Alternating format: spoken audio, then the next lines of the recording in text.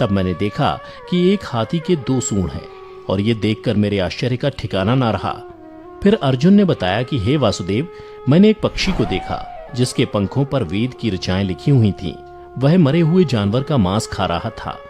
फिर अर्जुन के बाद भीम ने भी श्री कृष्ण को बताया कि हे कृष्ण, मैंने देखा एक गाय ने बछड़े को जन्म दिया है और जन्म के बाद वह बछड़े को इतना चाट रही है कि बछड़ा लहूलुहान हो गया, जिसे देखकर मैं हैरान हो गया। भला कोई माता अपने बच्चों के साथ ऐसा कर सकती है? उसके बाद श्री कृष्ण ने सहदेव से पूछा, सहदेव तुम बताओ, तुमने वन में क्या देखा?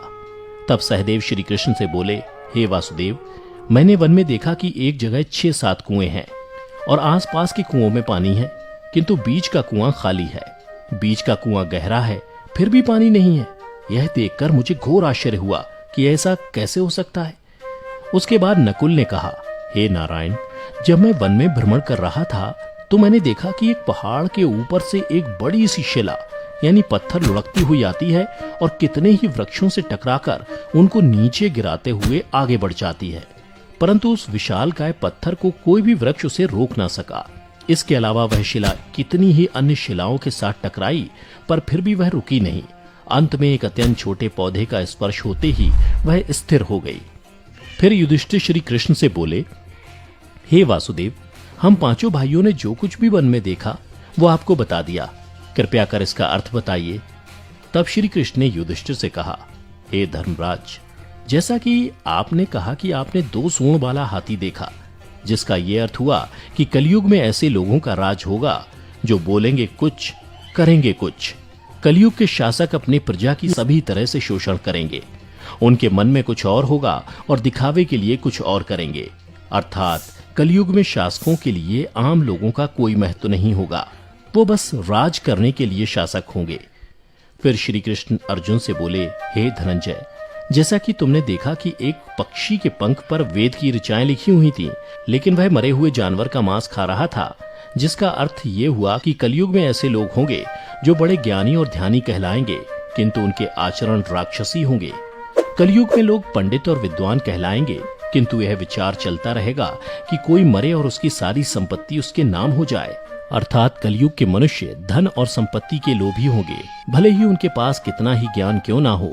इसके अलावा हे अर्जुन, कलयुग में हर जाति धर्म के प्रमुख पद पर बैठे लोग विचार करेंगे कि कब कोई किसी पद से हटे और हम उस पर विराजमान हो जाएं। कलयुग में ऐसे लोगों की संख्या बहुतायत होगी, कोई कोई विरला ही संत पुरुष होगा। अर्जुन के बाद श्री कृष्ण भीम से बोले, हे गदाधर, जैसा कि तुमने देखा कि एक गाय अपने बछड़े को इतना चाटने लगी कि वो बछड़ा लहूलुहान हो गया, अर्थात कलयुग की माता अपनी संतानों पर इतनी ममता बरसाएंगी कि बच्चों को खुद का विकास करने का मौका ही नहीं मिलेगा, जिसके कारण मोह माया में पड़कर वे बर्बाद हो जाएंगे।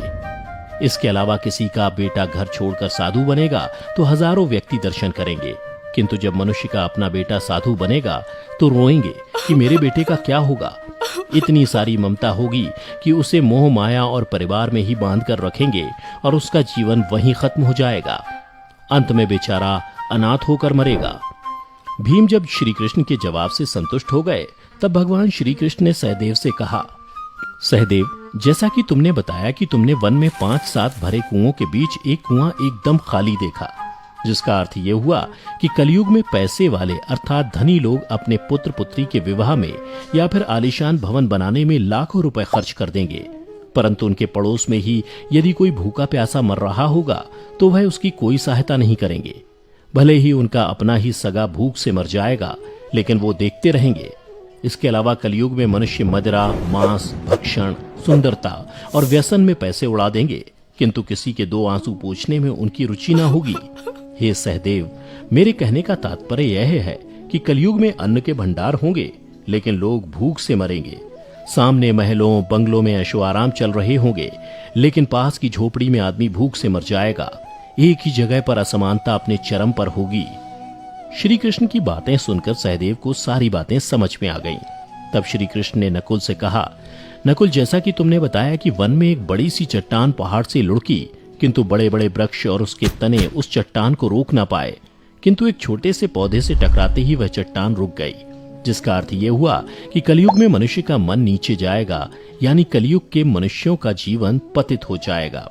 और ऐसे में मनुष्यों का जीवन धन की शिलाओं से नहीं रुकेगा, ना ही सत्ता के वृक्षों से रुकेगा, किंतु हरि नाम के एक छोटे से पौधे से, हरि कीर्तन के एक छोटे से पौधे से मनुष्य जीवन का पतन होना रुक जाएगा। अर्थात कलयुग में भी जो मनुष्य धन के लोभ को छोड़कर हरि नाम का जप करेगा उसे कोई कष्ट नहीं होगा और मृत्यु के बाद उसे परमेश्वर अर्थात मेरे चरणों में जगह मिलेगी। तो मित्रों, आपने देखा होगा कि आज श्री कृष्ण द्वारा बताई गई ये सारी बातें सच में घटित हो रही हैं। इसलिए मनुष्यों को चाहिए कि कलयुग में वह धर्म का पालन करें और श्री हरि नाम का भजन करें तो उसका जीवन सफल हो जाएगा। तो मित्रों, उम्मीद करता हूं कि आपको श्री कृष्ण द्वारा कलयुग के बारे में बताई गई ये कड़वी सच्चाई जरूर पसंद आई होगी। अगर पसंद आई हो तो इसे ज्यादा से ज्यादा लाइक और शेयर करें। साथ ही अगर आप हमारे चैनल पर पहली बार वीडियो देख रहे हैं तो ऐसी ही पौराणिक और आध्यात्मिक जानकारी के लिए हमारे चैनल को अभी सब्सक्राइब करें और नीचे कमेंट करके बताएं कि आपको वीडियो कैसी लगी। फिलहाल आज की वीडियो यहीं समाप्त होती है। अब हमें इजाजत दें। वीडियो को अंत तक देखते रहने के लिए आपका बहुत बहुत शुक्रिया।